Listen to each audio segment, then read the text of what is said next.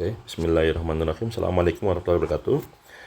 Halo semuanya, kita jumpa lagi. Kali ini saya akan membuat pembahasan soal OS Matematika SMP tingkat kabupaten kota. Ya, nah tahunnya cukup lama, tahun 2003. Dan yang saya bahas ini adalah yang bagian A, yaitu pilihan ganda. Jadi yang bagian B berbentuk lisan singkat saya bahas dalam video yang terpisah ya. Nah, perbedaan soal yang lama dan yang baru yang 2000 sekarang 2020 sekarang yaitu itu apa?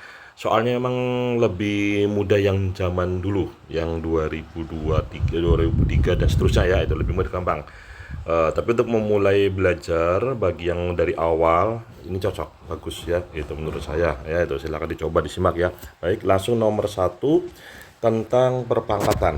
Perpangkatan di sini ada 4 pangkat dijumlah ya itu. Nah, ingat yang namanya penjumlahan berlaku aturan bahwa hanya suku yang sejenis. Di sini sejenis. Kenapa? Karena bilangannya dipangkat sama semua, pangkatnya juga sama semua. Maka tinggal koefisiennya. Nah, hasilnya berapa? Berarti kamu lihat ini 4 pangkat 4 ada 1, ada 1, ada 1, ada 1. Maka seluruhnya ada berapa? Ada 4 ya. Ibaratnya begini. Kalau ada A ditambah A jadi berapa? 2A. Nah, kalau ini ada 4, berarti apa? Ada 4 juga. 4 apa? Ya, kalau misalnya A tambah A kan jadi apa? 2A atau 2 kali A. Nah, kalau ini berarti apa? 4-nya 4 pangkat 4-nya ada 4 atau 4 kali 4 pangkat 4. Nah, sekarang kita cek di pilihan, belum ada jawaban, artinya belum selesai, gitu ya. Nah, terus ini perpangkatan, kalau berbentuk perkalian, ada sifatnya kan, jika dikalikan, pangkatnya apa? Dijumlah, ya. Gampangannya, di sini 4-nya ada 1, di sini 4 pangkat 4, berarti apa? Ada 4 kali 4 kali 4, sebanyak 4 kali. Sehingga kalau ditulis menjajar ya, dijabarkan, ini 4-nya di sini ada 1, di sini ada 4, total ada 5, maka bisa diringkas menjadi 4 pangkat 5, pangkatnya dijumlah gitu ya. Nah, jadi di sini seolah-olah ada pangkat 1 ya. Nah, ini juga belum ada jawabannya, berarti belum selesai. Lanjut lagi. Nah, kalau dari penulis jawaban ini adanya 2 pangkat 2 pangkat 5 pangkat 5 pangkat, tidak mungkin, ini salah ya itu. Nah, ini nggak tahu ya itu. Tapi yang jelas kalau ini harus dihitung. Apakah nyampe seperti ini nggak tahu ya. Tapi kita lihat dulu, coba ke sini ya itu. Coba 4 itu adalah 2 pangkat 2. Nah, masih di pangkat 5. Berarti jadi apa? Ingat ada sifat bahwa A pangkat M di pangkat N jadi apa? A pangkat M kali N. Berarti ini menjadi 2 pangkat 2 kali 5 atau 2 pangkat 10. Nah, ternyata sudah cocok ya, B jawabannya gitu ya. Nah, itu. Terus nomor 2, kelipatan persekutuan terkecil, namanya kelipatan. Berarti apa? Dilipat. Berarti kelipatan dari 210 adalah ya berarti 210, 420, 630 dan seterusnya, itu kelipatan ya. Nah, 42 juga begitu. Jadi bilangannya tidak mungkin lebih kecil dari 210. Tidak mungkin lebih kecil daripada 70, tidak mungkin lebih kecil daripada 42. Artinya kalau kita pakai bilangan ganda, yang A ini salah, yang D juga salah, tidak mungkin ya. Nah, itu tinggal dicek aja. Kalau kita pakai cara bilangan dan dicek dari BCD, BCE itu mana yang namanya kelipatan, kan berarti bisa dibagi oleh ini. Persekutuan berarti oleh bersama gitu ya. Nah, bisa dibagi oleh 210, 42 dan 70. Nah, 210 jelas. Dibagi 210 bisa, dibagi 70 bisa, dibagi 42 bisa. Itu 5 kalinya ya. Nah, ini juga bisa, ini nggak tahu. Harus hitung dulu ya itu. Tapi kalau ini jelas kelihatan ya. Tapi karena yang diminta yang terkecil, maka kalau 210 ini bisa, ya sudah, jawabannya 210 karena itu yang paling kecil. Gitu ya, itu kalau pilihan ganda. Nah, kalau urean kita gunakan cara pohon faktor saja. Nggak usah pakai cara cepat ya. Cara pohon faktor 210. Nah, dibagi berapa? dibagi bilangan prima gitu ya, bagi bilangan prima, karena genap maka kita bagi dua. Berarti apa? Berapa ini? 105. Belakangnya 5 kita bagi 5. Berarti 21 dibagi 3 jadi 7. Artinya 210 adalah 2 kali 3 kali 5 kali 7. Sekarang 42 karena genap bagi 2 jadi 21. Oh, berarti ini 3 kali 7. Berarti 2 kali 3 kali 7 ya. Kemudian 70 dibagi 2 karena genap jadi 35. 35 adalah 5 kali 7. Berarti ini 2 kali 5 kali 7. Nah, KPK-nya berapa? Kalau KPK aturannya jangan bertukar sama FVB ya. Kalau FVB kan diambil yang sama. Kalau KPK diambil semuanya. Semua faktor prima dari ketiganya diambil yang sama ataupun yang tidak. Contoh, 2 di ketiganya ada semua. Kita ambil, masukkan, nanti kalau ada yang sama diambil pangkat yang terbesar. Kebetulan 2 pangkatnya 1 semua. Ya sudah ya. Nah, sekarang 3 hanya ada di 210 dan 42. 70 nggak ada masalah karena KPK diambil semuanya, yaitu pangkat terkecilnya 1 ya. Nah, di antara yang ada ya. Terus lagi 5, terus lagi 7 juga. Nah, sudah tinggal dikalikan. Berarti berapa itu? Nah, ini kan 10, ini 21 ya. Berarti 210. Ini juga bisa. Dan ini yang disarankan. Yaitu kalau pas tidak ada pilihannya. Nah, sekarang nomor 3, Joko tidur malam hari. Ingat ini ada kata malam. Jadi jam 9.20 pada malam hari, bukan pada pagi hari ya. Nah, dan ini tentunya bangun pada pukul inilah pagi hari, walaupun nggak ada keterangan ya. Itu berarti apa? 210 ini 9.20 ini setara dengan pukul 21.20 ya. Nah, maka pertanyaannya ini tidur selama berapa jam? Kita hitung saja, nggak usah pakai rumus. Begini, 21.20 sampai pukul 24.00. 24.00 ini sama saja dengan pukul 00. Nah, nanti ini sampai pukul 04.35. Nah, itu berapa jam? Kalau dari sini sampai sini jelas waktunya adalah berarti 04.35.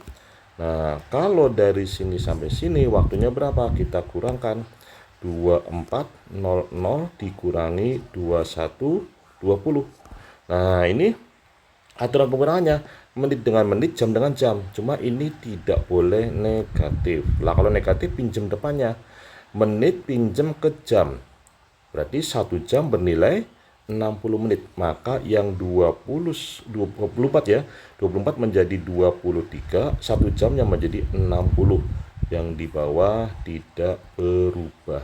Nah, ini 21 ya. Nah, 20 ya. Nah, kita kurangkan 0,4 dikurangi ya. Nah, dikurangi. Ini dikurangi berapa? 2. Ini 0. Nah, berarti tinggal digabung. Ini sama ini dijumlah berarti 0,4 35 02 40. Kalau dijumlah menjadi 57 60. Nah, 6 jam 75 menit. Tapi 75 menit kan lebih dari 60 ya. Nah, 60 kan 1 jam. Berarti kita rubah. Ini menjadi 75-nya dipecah menjadi 60 dan 15. Yang 60-nya pindah ke jam menjadi 1 jam. Tambah 6 jam jadi 07. Nah, 75-nya tinggal 15. Jadi gampangannya ini dipecah menjadi 60 dan 15. Ini adalah 1 jam. Nah, gitu ya. Sehingga waktunya berapa? Waktunya 7 jam 15 menit. Itu yang D ya, gitu. Terus kemudian yang nomor 3. Nah, gabah hasil panen sawah mempunyai kadar 25%. Artinya secara perbandingan ini adalah 25/100 ya. Nah, 25/100 artinya berarti ini kan kandungan kadar air ya, kandungan air.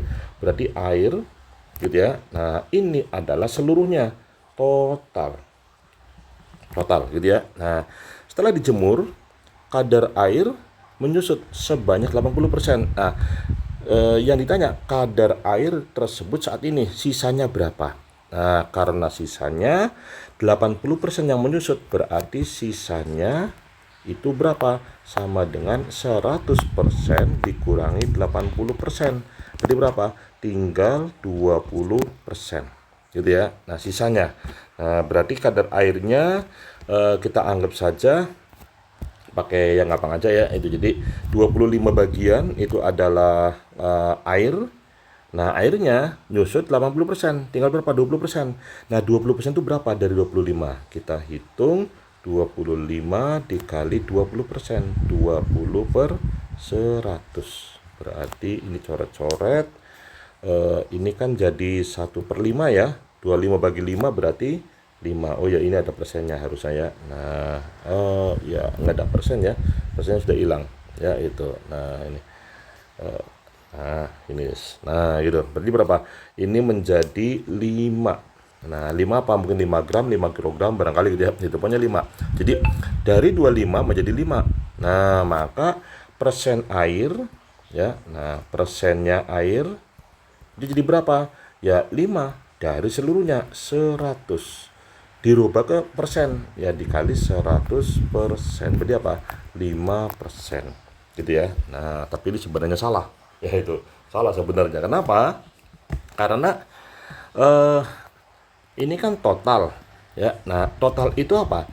Total itu terdiri dari air plus gabah kering tanpa air gitu ya. Nah, ketika airnya itu berkurang, menyusut, otomatis ini berkurang sehingga ini tidak lagi 100% ya. Jadi ini enggak 100% harusnya ya. Nah, enggak 100%, harusnya ini berkurang karena airnya berkurang, otomatis totalnya juga berkurang. Nah, yang benar harusnya begini. Berarti di sini ya. Nah, persen air, tapi ini nggak ada jawabannya malah kalau begini ya itu. Tapi ya nggak tahu ini. Jadi kalau ada seperti ini udah jawaban ikuti aja karena bagaimanapun juga kunci sudah disiapkan ya. Nah, persen airnya berapa? Pokoknya airnya itu ada 5 per. Nah, berarti kan gini tadi. Airnya ini 25, gabahnya berarti 75. Dianggap aja begitu ya, walaupun tidak mesti sih gitu ya. Nah, tapi kita bisa ngambil perumahan gitu ya. Nah, berarti gabahnya tetap 75. Gabahnya 75 ya. Cuma airnya tadinya 25 menjadi 5. Dari mana ini? Ya, 20%-nya gitu ya. Sehingga menjadi kalau dalam persen ya tinggal ini dikali dengan 100%. Sehingga menjadi 5 per 80 dikali 100%. Nah, kita coret-coret. Ini nolnya hilang 1.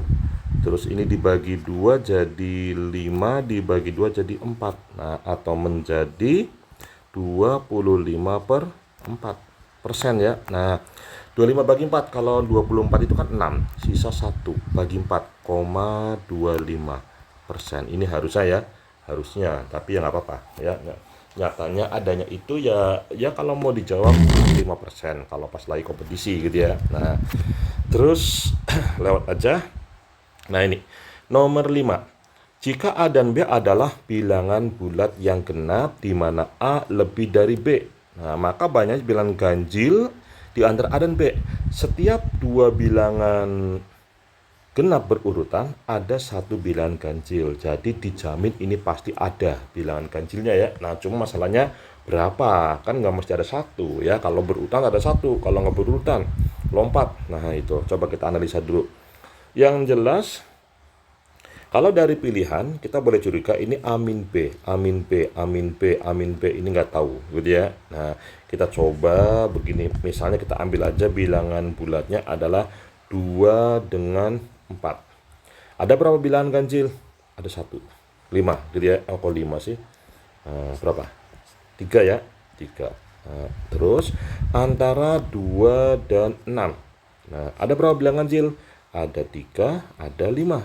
Ada 2 ya. Nah, kalau antara 2 dan 8, ada berapa bilangan ganjil? 3, 5, dan 7. Antara 2 dan 10, berapa bilangan ganjil? Ada 3, 5, 7, dan 9. Ada 4 gitu ya. Nah, kalau kita lihat dari soal, ini kan dikurangi. kita cari hubungannya kalau pengurangan. Ini ada 1. 1 itu dari mana? 4 kurangi 2. Kenapa dikurangi? Mirip pilihan jawabannya. 4 kurangi 2 berapa? 2 ya. Biar 1 saya bagi 2. Ini jadi 1. Nah, ganjilnya ada 1 ya. Nah, 6 kurangi 2, 4. Bagi 2. Sama dengan 2. Ganjilnya ada 2. 8 kurangi 2 bagi 2, 6. 8 kurangi 2, 6 ya. Bagi 2 jadi 3. Pas, ada 3 ya ganjilnya. 10 kurangi 2, 5. Bagi 2 jadi 10 kurangi 2 kok 5. 10 kurangi 2, 8 ya. Bagi 2 jadi 4. Nah, pas. Seperti apa? Kira-kira ya. Ini sebenarnya secara matematis ini belum cukup untuk pembuktian sebuah rumus ya. Nah, cuma ini pendekatan aja karena soal pilihan ganda ya. Gitu. Kalau udah jangan cukup ya itu. Nah, berarti apa? Berarti yang besar itu Pak A dikurangi yang kecil B dibagi 2. Berarti yang A. Gitu ya. Nah, itu cara gampangnya saja ya, ringkesnya untuk pilihan ganda. Atau untuk isian singkat. Gitu ya. Tapi yang singkat biasanya nggak kayak gitu. Gitu. Nah, biasanya angka langsung. Terus yang nomor 6. Di dalam suatu lingkaran berjari-jari 4 dibuat persegi. Persegi itu apa? Segi 4 siku-siku yang sisinya sama semua.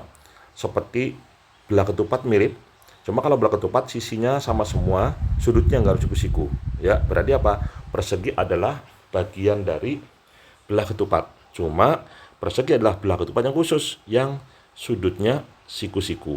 Nah, secara sifat-sifat belah ketupat ada di dalam persegi. Misalnya diagonalnya sama, berpotongan, bukan sama ya, diagonalnya berpotong di tengah-tengah dan saling tegak lurus. Nah, sisinya sama semua. Maka rumus luas belah ketupat bisa diterapkan di rumus luas persegi.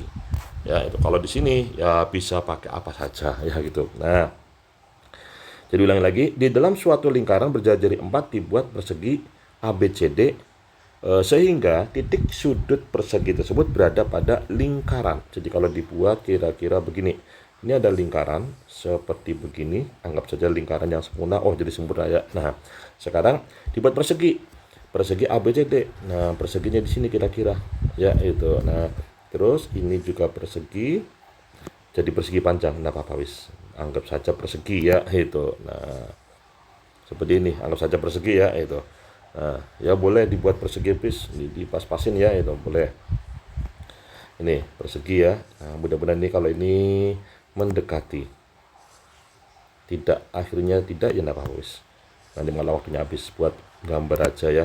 Nanti pas ujian jangan sampai seperti ini gitu ya. Nah, persegi ini A B C D, titik sudutnya ada pada lingkaran.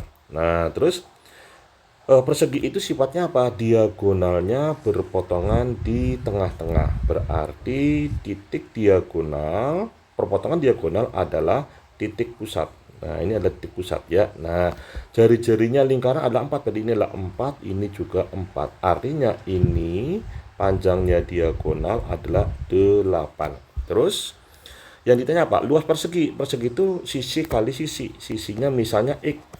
Ini juga X gitu ya. Nah, ini kan siku-siku. Berarti perlu teorema Pitagoras ya. Nah, luasnya bagaimana perseginya? Luasnya adalah sisi kali sisi. Berarti X kali X atau X kuadrat. Berapa X-nya? Nggak tahu. Ya, itu cari tahu. Yang jelas begini.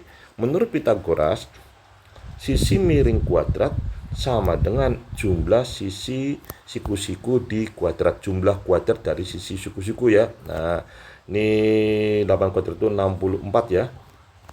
X kuadrat tambah X kuadrat menjadi 2X kuadrat. Nah, kalau kita bagi dengan 2 menjadi 32, itu adalah X kuadratnya. Oh, ini luasnya ya, itu. Ini sama kan? Berarti luasnya adalah 32. Nah, ini juga bisa. Atau bisa juga pakai luas belah ketupat. Diagonal 1 kali diagonal 2 sama dengan luasnya. Dibagi 2 ya. Nah, berarti bisa juga begini. D1 kali D2 bagi 2. Nah, karena ini persegi, maka diagonalnya sama. Itu apa? 8 kali 8 dibagi 2. Sama aja kan, 64 bagi 2. 32. Gitu ya. Nah, silakan. Ini terus nomor 7. Kendaraan A berjalan dengan laju 60 km per jam. 2 jam berikutnya kendaraan B berjalan dengan laju 80 km per jam berangkat dari tempat dan arah menuju arah yang sama. Setelah berapa jam kendaraan B menyusul kendaraan A? Berarti apa? Setelah berapa jam itu adalah waktunya, jamnya dari kendaraan B, bukannya A ya, bukan ya. Nah, itu dari yang B. Nah, berarti gini, kita hitung apa artinya dulu 60 km per jam. Artinya tiap 1 jam menempuh jarak 60 kilo. Tiap 1 jam menempuh jarak 80 kilo. Lah kalau 2 jam ya 2 kalinya, 3 jam 3 kalinya. Kira-kira begitu ya. Nah, sekarang gini. Kita hitung. Ini ada T-nya A dan ini ada S, jaraknya A ya. Nah, nanti kita akan mencari T-nya B saat B menyusul A. Kapan itu menyusul? Ketika A dan B menempuh jarak yang sama ya, maka dia menyusul. Jadi menyusul itu apa? Berarti posisinya keduanya sama, maka jaraknya sama gitu ya. Nah, sekarang ini dulu 1 jam pertama. Nah, A menempuh jarak 60 karena dia kecepatannya 60 km per jam, berarti 1 jamnya 60 kilo ya. Kemudian lagi B belum berjalan, belum punya waktu, masih 0, jaraknya juga 0 karena B itu baru jalan setelah A berjalan 2 jam ya. Nah, setelah 2 jam A menempuh jarak pada jam kedua 60 kilo lagi, berarti tambah 60, berarti 120 kilo. Nah, B belum juga berjalan, baru mau akan berjalan. Nah, maka jaraknya masih 0, baru mau akan berjalan gitu ya. Nah, pada jam ketiga setelah 3 jam A udah berjalan 3 jam, maka 120 tambah 60, 180 atau 60 kali 3 karena tiap jamnya 60 km ya, 60 kilo. Nah, kalau B itu dia baru berjalan 1 jam karena ini 2 jam berikutnya B baru jalan. Jadi setelah A menempuh jarak waktu 3 jam, B baru 1 jam, maka B baru menempuh jarak karena kecepatannya 80 km per jam, berarti dia baru menempuh jarak 80 kilo, belum menyusul. Nah, pada 4 jam gitu ya. Nah, ini 4 jam di C9C ya. Ini nambah lagi 60 kilo, kan nambah 1 jam lagi. Maka jaraknya A nambah 60 kilo lagi. Berarti 60 tambah 180, 240. Nah, B nambah 1 jam lagi. Jadi 2 jam gitu ya. Nah, waktu jaraknya berapa? 160 nambah 80 kilo ya. Nah, berarti kan ini belum menyusul ya. Berarti ini salah, ini salah, ini salah karena jaraknya belum sama. Tapi yang jelas, sebentar, ini itu adalah waktunya B ya, itu waktunya B baru 2 jam. Nah, berarti ini yang salah, sudah pasti salah ya. Itu jadi setelah 2 jam B berjalan itu belum menyusul A. Nah, sekarang A berjalan 5 jam, maka jaraknya berapa? Nambah lagi A, jaraknya sejauh 60, berarti 300. Nah, B waktunya bertambah 1 jam, menjadi berapa? 3 jam. 3 jam ini jaraknya berapa? Nambah 80 karena kecepatannya 80 kilo per jam ya. Nambah 80 jadi 240. Jaraknya belum sama ya, tapi semakin dekat. Artinya apa? Akan menyusul. Kalau tidak semakin dekat, semakin jauh, berarti tidak akan menyusul ya. Nah, berarti kalau gitu setelah B berjalan 3 jam belum menyusul ya. Nah, sekarang pada jam ke-6 dari A, jaraknya A nambah 60 jadi 360. Nah, jaraknya B, waktunya B nambah 1 jam jadi 4 jam. Jaraknya B nambah lagi 80, 320. Semakin dekat tapi belum nyusul, berarti yang ini salah ya. Itu setelah 4 jam B belum nyusul ya. Nah, sekarang 7 jam, jaraknya berapa? 42 nambah lagi 60.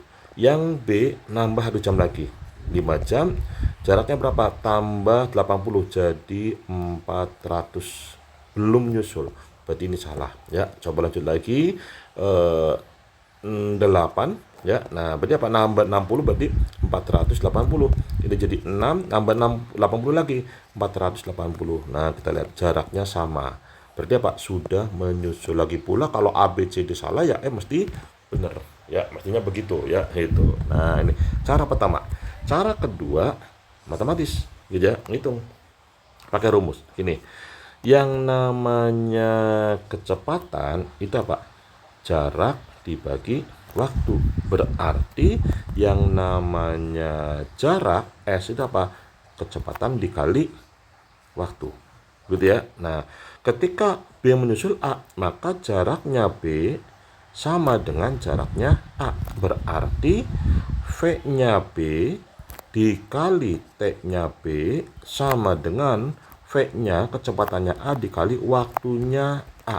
Nah, kecepatannya B 80 km per jam, waktunya B TB kita anggap ya, karena nanti kan kita mau cari TB-nya berapa ya. Nah, TB-nya berapa itu karena waktu setelah B berjalan itu berapa lama agar dia bisa menyusul. Kecepatannya A adalah 60. Nah, kalau ini TA, maka ada dua variabel, kita ambil menjadi TB. Nah, apa hubungan TA sama TB?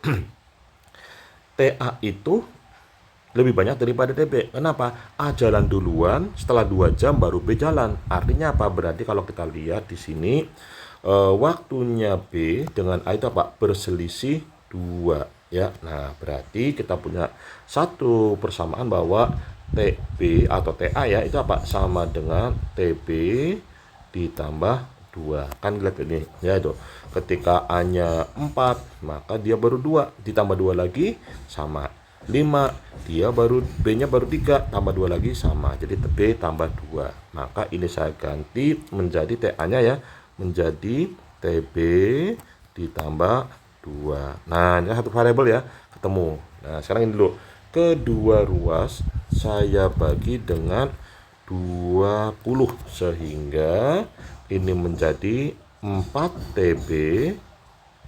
4TB ini ya, 4TB sama dengan 3 kali TB ditambah 2. Kita jabarkan yang sebelah kanan menjadi 3 kali TB dikurangi 6. Nah, itu dioperasi ditambah gitu ya. Nah, 3 kali 2 6 ya. Itu tinggal suku sejenis dikumpulkan.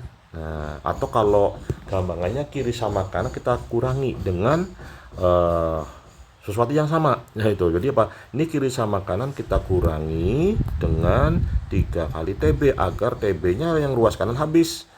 Ya, itu biar sebelah kiri ya, sebelah kanan nggak ada TB-nya gitu ya. Berarti apa? Ini dikurangi 3 TB jadi 1 TB, dikurangi 3 TB hilang tinggal 6. Berarti TB-nya adalah 6. Ini juga bisa ya. Berarti jawabannya 6 sama gitu ya. Nah, itu. Terus yang nomor 8. Kalau gambar aslinya seperti begini. Nah, jadi E-nya itu ada di garis CD, tapi itu nggak logis. Kenapa? Karena persegi, artinya apa? Sisinya sama semua ya, itu sama semua. Jadi sisinya ini sama semua, ini sama ya. Nah, dan segitiga ABE juga segitiga sama sisi. Artinya apa? Sisinya sama semua. Berarti kalau yang AB panjangnya sama dengan sisinya ABCD, maka yang lain juga sama. Panjangnya sisi dengan ABCD ya. Berarti ini juga sama. Begini gitu ya. Nah, sekarang tidak mungkin kan suatu garis ketika tegak lurus begini, ketika dimiringkan masih juga begini, kan nggak mungkin, nggak sama ya panjangnya ya, itu pastinya kan ini turun. Nah, kan begini diputer ya, ini sejauh berapa derajat. Nah, itu pertanyaan gitu ya. Nah, itu ini yang ditanya, berapa sudut DAE ini ya. Nah, ini yang ditanya di sini, ini berapa derajat. Yang jelas saya tahu namanya persegi Pak, sudutnya adalah siku-siku, artinya ini adalah siku-siku, berarti apa? 90 derajat. Nah, terus segitiga sama sisi itu kan sudutnya sama semua, dan jumlah ketiganya adalah 180 derajat. Berarti masing-masing adalah 180 dibagi 3 ya, 60. Jadi ini 60 derajat, ini juga 60 derajat, dan ini juga 60 derajat. Nah, karena ini adalah siku-siku ya, jadi ini siku-siku, maka jika di sini 60 atau ini 90 derajat ya, ini kan 90 derajat nih, ini 60, berarti ininya berapa? Dikurangi ya, 90 kurangi 60 berarti berapa? 30 derajat. Sehingga nanti kalau dijumlah 30 sama 60 jadi 90. Siku-siku seperti sifatnya persegi, jadi DAE sudutnya adalah 30 ya. Nah, ini seperti itu, cuma itu gambarnya tidak seperti yang aslinya ya, saya koreksi saja ya. Nah, terus nomor 9, Faktorisasi prima. Faktorisasi prima itu artinya apa? Sebuah bilangan dinamakan sebagai perkalian bilangan prima. Semuanya harus dikalikan ya. Kalau ada yang sama ditulis dalam bentuk pangkat. Nah, maka kita bikin dulu pohon faktor seperti begini. 5000 ya, 220. Dibagi bilang prima. Nah, selagi bilangannya genap bagi 2. Nah, bagi 2 berapa itu? 5000 bagi 2 2500, 220 bagi 2 110, berarti 2610 bagi 2 lagi masih genap ya. 2600 bagi 2 1300 tambah 5 berarti 1305 dibagi 5 masuk aja. Terus nah ini kan ganjil ya, dibagi 2 nggak bisa, tapi belakangnya 5, berarti dibagi 5 ya. Nah kita bagi 5 dibagi 5, wah berapa ini dibagi 5 ya. Yang jelas kalau 1000 dibagi 5, atau bisa juga lihat jawaban sih, yaitu dibagi 5 berapa gitu ya. Nah 1000 dibagi 5 itu kan 200. 3 bagi 5 3 bagi 5 60 ya. 60, 5 bagi 5 1, berarti 261. Wah, ini dibagi berapa ini? Yang jelas itu jumlah angkanya habis dibagi 3. Kan ini jumlahnya 2 tambah 6 tambah 1. Jumlahnya 9. Nah, bisa dibagi 3, maka ini bisa dibagi 3 gitu ya. Nah, bagi 3 saja ya. Itu lagi pula di bilangan ada 3 ya. Nah, 261 kan menjadi 210 tambah 51. Kenapa 210? 21 bagi 3 gampang ya. Nah, dibagi 3 berarti 70 bagi 3 berarti berapa? Bagi 3 17 ya. Iya, 17 ya itu. Coba cek 17 kali 3. Nah, ini 21 ya. Nah, berarti di jumlah 91 ya itu. Nah 91 apakah masih bisa dibagi? Kalau 91 bener nggak ini? Bukan 20 dibagi 3 ya.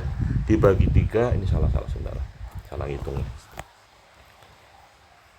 Nah ini dulu 51 bagi 3 ya, 50 kan berarti 30 tambah 21. Nah dibagi 3 jadi 10, bagi 3 jadi 7. Nah, berarti berapa?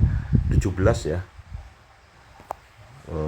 Ya dibagi 3 10 bagi 3 17, berarti 17 tambah 70 87. Nah ini jumlahnya 15, masih bisa bagi 3, bagi 3 lagi ya itu. Nah berarti apa? Ini kan 87 itu adalah 81 tambah 6. 81 27 6 bagi 3 2. Di jumlah berarti 29. 29 itu bilang prima sudah ya. Berarti apa? Berarti 5220 adalah 2 pangkat 2 dikali 3 pangkat 2 dikali 5 dikali 29. Nah ini yang C jawabannya gitu ya. Nah, terus lagi, nah ini harga sepotong kue turun dari 250 menjadi 200. Dengan uang 4000 berapa potong kue lebih banyak dapat dibeli? Artinya ketika harganya masih 250 dapat berapa kue? Nah ketika harganya 200 turun ya, kuenya lebih banyak. Nah lebih banyak berapa dibanding ketika ini? Nah akan kita hitung. Ketika harganya 250 ya, berapa kue? Dari uang 4000 dibagi 2500. Nah berapa kue? Dari uang 4000 dibagi 200, berapa kue gitu ya. Nah 4000 dibagi 2500, kalau 1000 dibagi 250, 2500 250 ya. 1000 dibagi 250 4, kalau 4000 ya 4 kali 4 16. Kalau ini coret 40 bagi 2 20, berarti apa? Ini nambah 4, berarti berapa potong kue lebih banyak dapat dibeli? 4 kue ya. Nah seperti itu. Ini sudah ya bagiannya A. Tunggu pembahasannya bagian B nya, dan pada tahun-tahun berikutnya insya Allah saya usahakan pembahasan untuk belajar ya. Saran silakan disampaikan di kolom komentar atau kirim email. Terima kasih, semoga bermanfaat dan semoga sukses yang mau belajar ya itu. Saya tutup. Assalamualaikum warahmatullahi wabarakatuh.